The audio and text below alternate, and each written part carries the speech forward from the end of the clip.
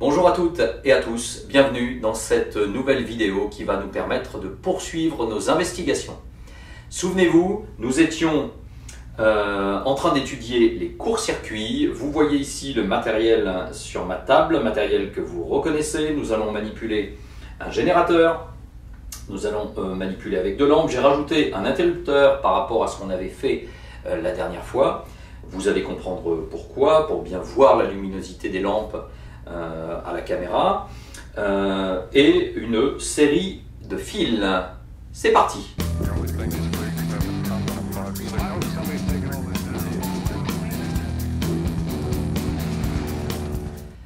Alors, ce que je vous propose de faire tout d'abord, c'est de reconstruire un montage que vous connaissez, que vous aviez déjà fait, que nous avions schématisé.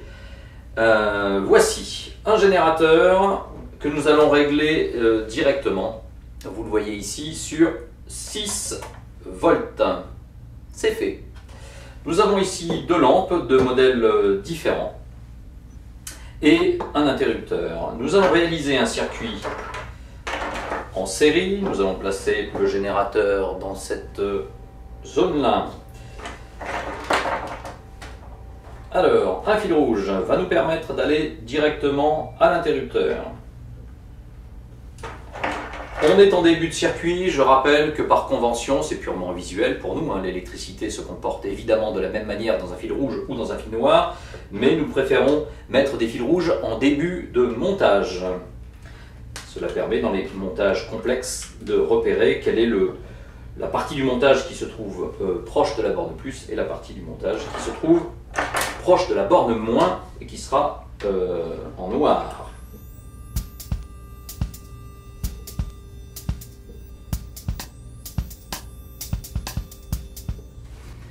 Alors, allumons ce montage qui est simple, montage, révisons un petit peu, d'ailleurs montage en série, tout simplement parce qu'il n'y a qu'une seule boucle, je le remontre, on part du plus du générateur, on passe par l'interrupteur, première lampe, deuxième lampe, et on retourne au générateur sans autre choix. Il n'y avait pas d'autre chemin, pas d'autre route pour l'électricité, donc il n'y a bien qu'une seule boucle, c'est la définition même d'un montage en série.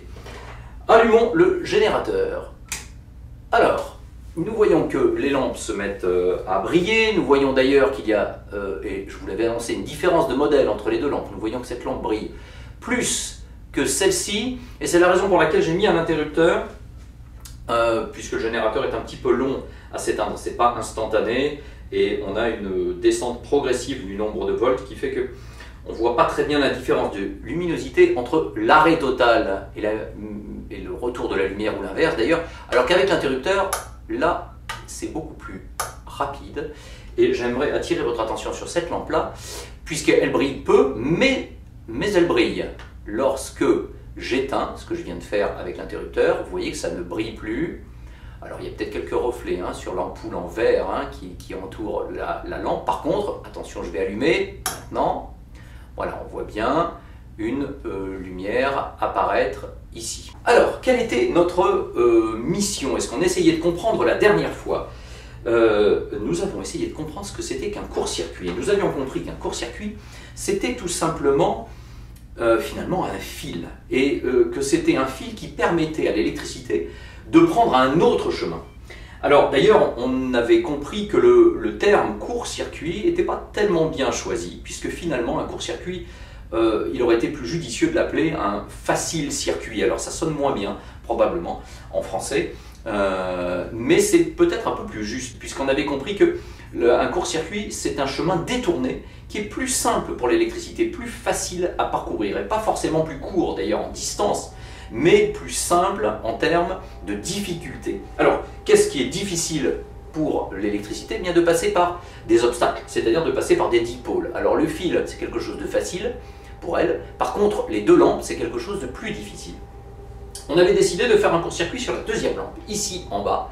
Et donc je vais rajouter un fil rouge que j'ai dans les mains et que je vais tout simplement brancher aux bornes de cette deuxième lampe en bas. Qu'est-ce qui se passe lorsque je fais ce branchement? Je vais commencer par faire un branchement de ce côté. Donc mon fil est encore dans le vide de ce côté-là, et du coup il ne se passe strictement rien. Par contre, au moment où je vais brancher le fil dans l'autre borne de la deuxième lampe, que se passe-t-il? Allons-y. Ok, je remonte, puisque je vais détacher le fil, et d'ailleurs je vais me placer ici, je vais pouvoir faire, voilà, branchement, débranchement. Regardez bien la luminosité des lampes. Branchement de ce fil de court-circuit, et je débranche. Qu'est-ce qu'on peut dire sur la luminosité des deux lampes d'ailleurs, hein, puisque les deux sont impactés? Je viens de rebrancher le fil de court-circuit. Alors, nous voyons très clairement que la deuxième lampe s'est éteinte au moment où je place ce fil que nous allons appeler le court-circuit. C'est le fil qui permet le court-circuit. Et nous voyons très bien que l'autre lampe brille beaucoup plus. Je le remontre une dernière fois. Je débranche, cette lampe se rallume, alors que celle-ci est beaucoup plus faible en intensité lumineuse. Je recrée le court-circuit et à nouveau, cette lampe s'éteint et cette lampe brille beaucoup plus. Et je vous avais demandé d'essayer de traduire ça en termes énergétiques.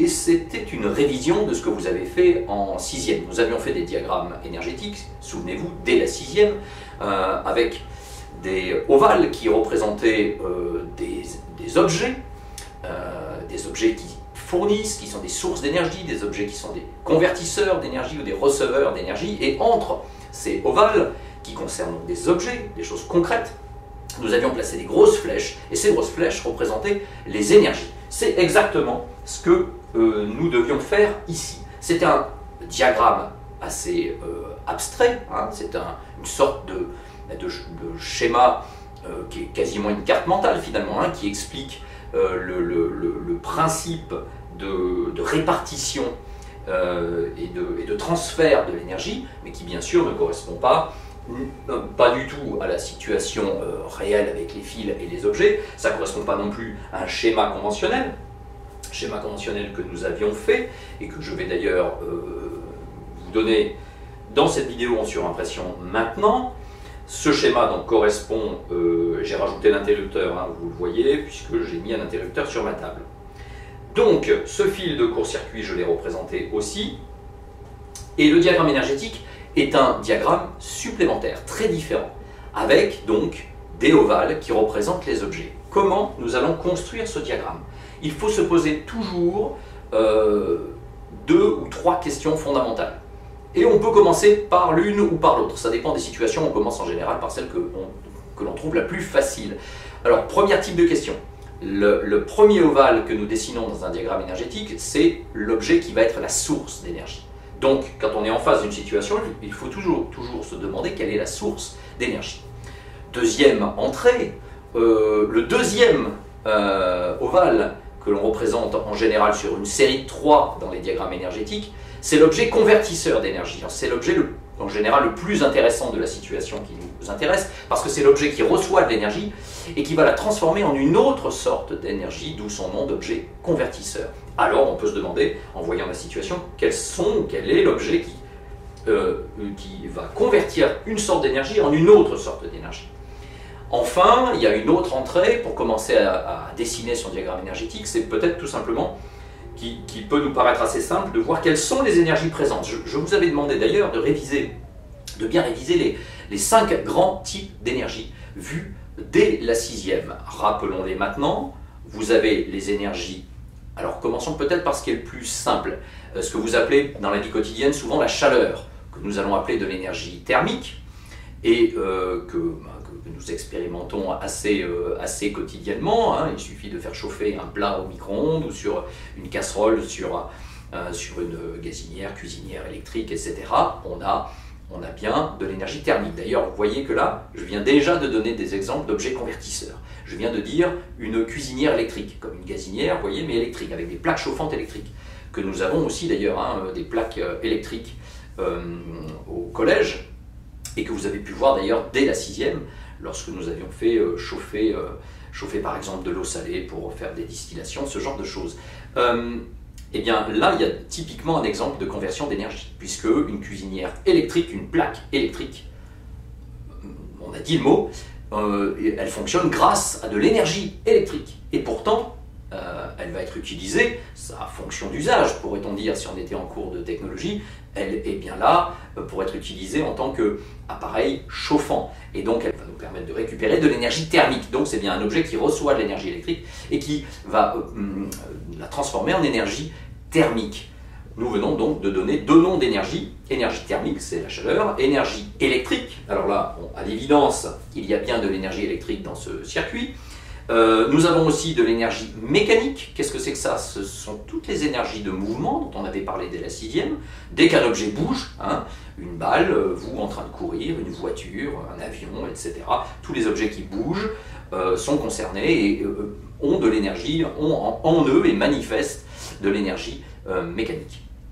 Nous avions aussi de l'énergie chimique, alors qui est un petit peu plus difficile à appréhender au niveau 5e. Il se trouve que lorsqu'il y a des transformations chimiques, des substances qui vont changer de nature, changer de propriété, changer de composition en réalité, avec des molécules qui vont évoluer à l'intérieur, eh bien nous avons des transferts d'énergie en fait, qui permettent d'ailleurs ces modifications de molécules. C'est ce qu'on appelle l'énergie chimique, mais alors en réalité on en a parlé dès la 6e, puisque l'énergie chimique est présente dans notre vie quotidienne.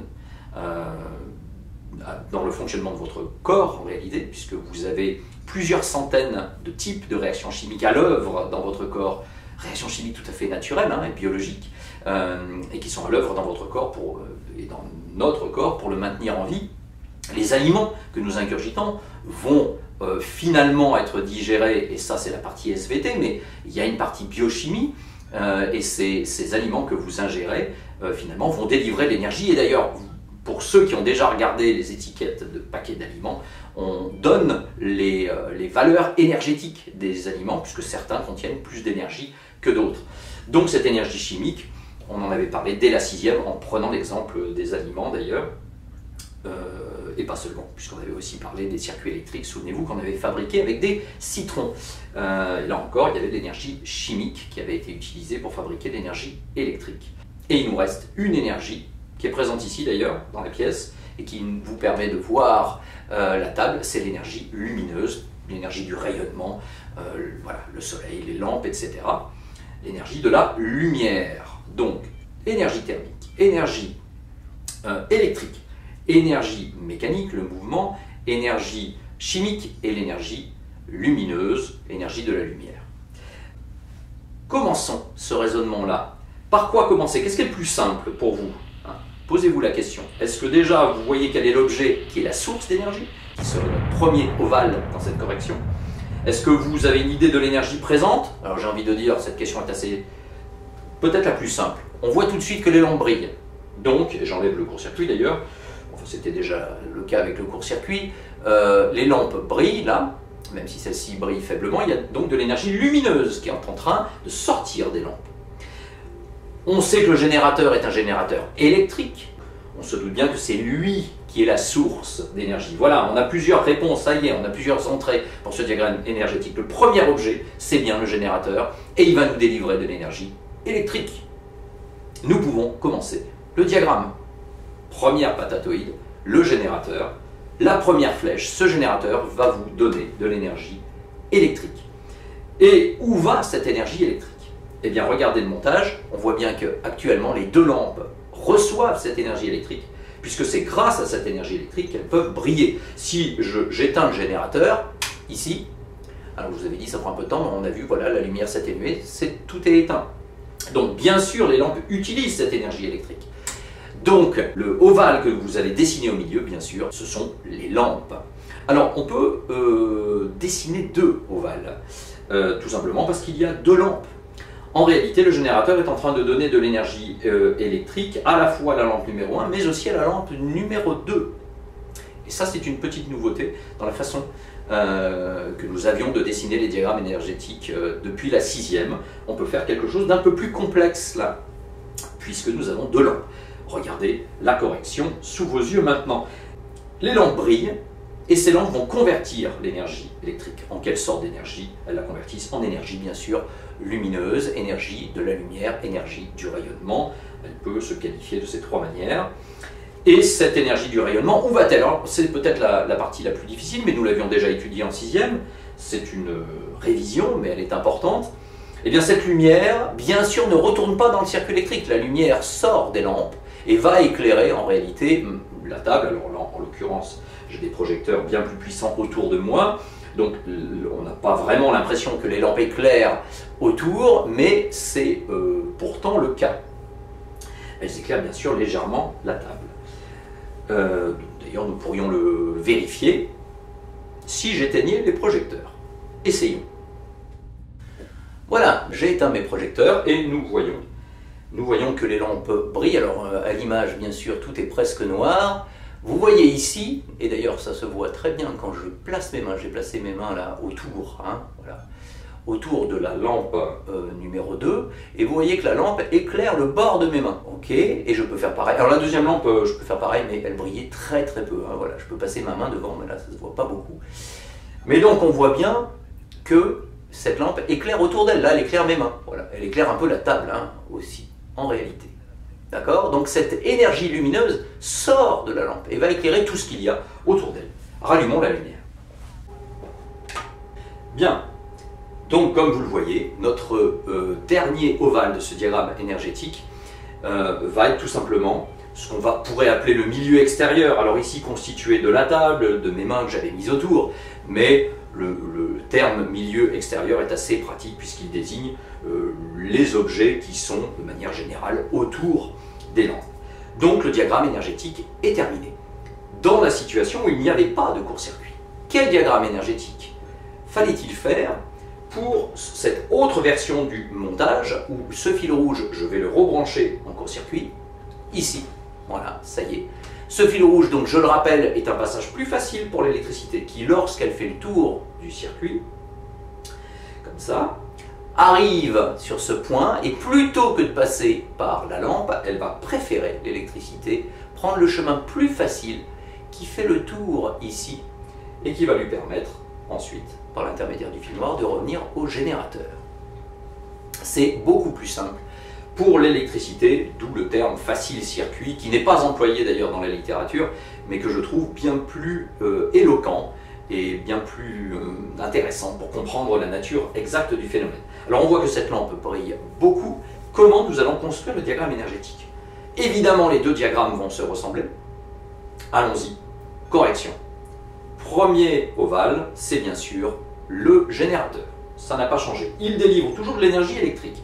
Mais cette énergie électrique, il ne la délivre peut-être plus aux deux lampes, puisque cette lampe est éteinte. Soyez convaincus qu'elle ne reçoit plus d'énergie électrique. D'ailleurs, comment le justifier? Vous avez vu tout à l'heure que j'avais éteint le générateur, et lorsqu'on éteint le générateur, évidemment les lampes ne reçoivent plus d'énergie électrique, et vous aviez vu, bien sûr, qu'elles étaient éteintes. Donc, lorsqu'une lampe est éteinte, elle ne reçoit plus d'énergie électrique. C'est la manifestation de ce phénomène, bien sûr. Donc, cette lampe n'en reçoit plus. Ce qui veut dire que l'énergie électrique provenant du générateur va aller uniquement dans cette lampe, ce qui veut dire que nous allons dessiner en deuxième étape de diagramme énergétique, qu'un seul ovale avec lampe numéro 1. C'est cette lampe numéro 1. Voilà, lampe numéro 1. La lampe numéro 2 est éteinte. Donc, uniquement la lampe numéro 1. Et cette lampe numéro 1 va bien sûr convertir cette énergie, et c'est la deuxième flèche en énergie lumineuse, qui va à nouveau aller dans le milieu extérieur. Ok, voilà pour le diagramme énergétique, mais remarquez la taille des flèches que j'ai fait apparaître sur la correction. On se rend compte non seulement que nous sommes en train de comprendre comment l'énergie se répartit, mais aussi, alors nous n'avons rien mesuré, mais nous pouvons déjà avoir quantitativement, ne serait-ce qu'avec nos yeux, une petite idée des quantités d'énergie, sans les chiffrer. Mais on voit très bien qu'une lampe s'est éteinte et une lampe brille beaucoup plus. Si cette lampe brille plus, traduisons ça en termes énergétiques, ça veut tout simplement dire quoi? Que l'énergie lumineuse qui sort de cette lampe maintenant est plus importante ou moins importante? À l'évidence, briller plus, ça veut bien dire que cette lampe est en train de dégager plus d'énergie lumineuse. Donc, nous pouvons le montrer sur le diagramme énergétique, ça. C'est que la flèche énergie lumineuse est plus grosse que précédemment dans le diagramme, pour cette lampe numéro 1. Mais soyons cohérents, nous sommes en science. Si plus d'énergie lumineuse est dégagée par cette lampe, c'est qu'elle a dû recevoir ce qu'il fallait pour produire plus d'énergie lumineuse. Et quelle est la seule façon de produire plus d'énergie lumineuse? C'est bien sûr de recevoir plus d'énergie électrique. Et tout cela est cohérent. Comment se fait-il que cette lampe numéro 1 reçoit plus d'énergie électrique que tout à l'heure? Regardez. Certains élèves s'en étaient rendus compte déjà la dernière fois. Tout simplement, la quantité de lumière que produisent les deux lampes est différente. Mais lorsque je crée le court-circuit, on peut, en première approximation, ne serait-ce qu'avec nos yeux, annoncer que finalement la quantité de lumière que nous voyons dans cette lampe numéro 1 au moment du court-circuit est environ équivalente à la quantité de lumière précédente, mais des deux lampes. Tout se passe finalement comme si la lumière produite par cette lampe, lorsque nous créons le court-circuit, eh bien, vu que cette lampe s'éteint, cette énergie lumineuse, c'est comme si elle se retrouvait dégagée par la lampe numéro 1. Nous comprenons en réalité que c'est la manifestation d'un autre phénomène, que nous ne voyons pas. L'énergie électrique elle-même, qui n'est plus dans cette lampe, c'est focalisée sur cette lampe numéro 1. Le court-circuit, et c'est bien ça que je vous demande de comprendre. Il fallait savoir construire le diagramme énergétique, et ça c'était une révision, et c'était très important. Mais la deuxième chose réellement importante à comprendre au niveau 5e maintenant, c'est de comprendre que cette expérience nous permet de comprendre que le court-circuit a en quelque sorte déplacé l'énergie. L'énergie qui était répartie dans les deux lampes se retrouve uniquement dans la première, et c'est bien pour ça qu'elle brille plus. Donc elle reçoit, cette première lampe, plus d'énergie électrique, et donc elle dégage plus d'énergie lumineuse. Nous sommes en train de comprendre un phénomène très important. Lorsqu'un court-circuit est créé autour d'un dipôle passif ici, c'est-à-dire un dipôle récepteur, une lampe, et non pas un générateur, qui reçoit de l'énergie, et bien lorsqu'on crée un court-circuit autour de ce dipôle, et bien l'énergie qu'elle recevait, l'énergie électrique qu'elle recevait juste avant de créer le court-circuit, va se retrouver déplacée, puisqu'elle ne la reçoit plus, dans, alors en l'occurrence, l'autre dipôle, l'autre lampe, ici, ou dans les autres lampes, s'il y avait eu plusieurs dipôles convertisseurs. Je rappelle que l'interrupteur n'est pas un dipôle convertisseur d'énergie, il permet juste, c'est un fil en réalité, hein, c'est un fil qui se coupe et qui s'ouvre et qui se ferme, hein, qui se coupe et dont le contact se recrée, mais ce n'est pas un objet convertisseur d'énergie au même titre qu'un fil. Donc le seul autre dipôle convertisseur d'énergie ici, c'est l'autre lampe. Et on comprend que le court-circuit a déplacé l'énergie électrique de la deuxième lampe vers la première, qui se retrouve donc avec une quantité d'énergie bien supérieure, celle qu'elle recevait déjà, plus celle que la deuxième lampe recevait juste avant. Et elle brille donc beaucoup plus. Voilà ce bilan apparaître, et c'est très visible et visuel sur les deux diagrammes énergétiques que nous venons de construire. La mission que je vous donne maintenant, il s'agit de deviner, maintenant que nous avons compris cette situation, il s'agit de deviner ce qu'il se passerait si on créait un court-circuit ailleurs. Je débranche ce court-circuit et je peux bien sûr faire le court-circuit sur l'autre lampe. Regardez ça, je prépare mon branchement. Là, il ne se passe rien, j'ai branché que sur l'une des deux bornes. Par contre, maintenant, je vais brancher sur les deux bornes de la lampe de droite, ce que nous avons appelé la lampe numéro 1. Allons-y. Que se passe-t-il? Eh bien, c'est cette lampe qui brille beaucoup plus. Nous ne sommes pas étonnés, c'est le même phénomène que précédemment, mais, alors ce n'est pas très visible peut-être à la caméra, elle brille plus, hein, elle brille quand même sensiblement plus. Lorsque je crée le court-circuit, ce qui est le cas tout de suite. J'enlève le court-circuit, je recrée le court-circuit. Donc la lampe numéro 1 s'est éteinte et la 2 brille beaucoup plus, c'est le même phénomène que précédemment, mais avec une inversion des lampes, c'est l'autre lampe, la lampe 1 est en court-circuit, la lampe 2 reçoit toute l'énergie. Ok, ça, nous ne sommes pas surpris. Mais que se passerait-il si maintenant on crée un court-circuit, toujours avec ce fil-là, mais des deux lampes en même temps? Et déjà, comment le créer? Alors, réfléchissez. Pour créer un court-circuit, nous avons compris qu'il fallait mettre le fil aux deux bornes du dipôle que nous voulions placer en court-circuit. Là, c'était assez simple puisque c'était un seul dipôle. Mais si je veux englober deux dipôles, je Je vais les rapprocher un petit peu, comme ceci. Nous avons compris qu'il fallait placer le fil d'un côté du dipôle et de l'autre côté. Mais là, c'est l'ensemble des deux dipôles. Donc je vais chercher à placer le fil à l'entrée des deux lampes, donc au tout début, ici, ici. Et je laisse passer la première lampe, je laisse passer la deuxième, et l'autre côté va se situer. Donc le fil de court-circuit est là. Et l'autre côté va se retrouver à la sortie de la deuxième lampe, c'est-à-dire ici. Mais je ne vais pas provoquer devant vous ce court-circuit. Parce que ce court-circuit est un petit peu spécial et beaucoup plus dangereux.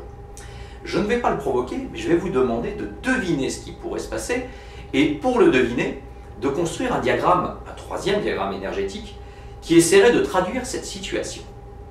Essayez de vous poser toujours la même question maintenant, c'est-à-dire, puisqu'un court-circuit crée un déplacement d'énergie, si je branchais ici, et si donc je mettais en court-circuit l'ensemble des deux lampes, où pourrait aller l'énergie? Quel est finalement le seul dipôle où l'énergie délivrée par le générateur pourrait finalement se retrouver et quelles conséquences ça pourrait avoir?